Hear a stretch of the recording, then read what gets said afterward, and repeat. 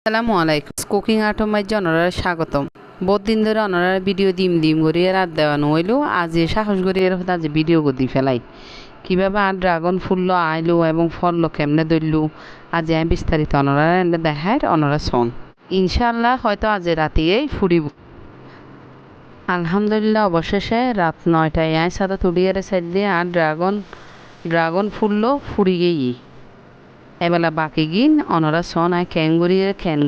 এখন তো ড্রাগন ফলরা তো কম বেশি বিয়াগুলো চিনে আই ইবে শকর বসে করছি আবার অনরা কেউ আবার খারাপ মাইন্ডে নলই আবার চাইন অনরা কেউ মনে নগরজুন আমার ড্রাগন ফলর ফুলিব আবার দাহম পড়ে না আই কিন্তু ইবে শকর বসে ভিডিও করছি এবং শকর বসে সারিত দি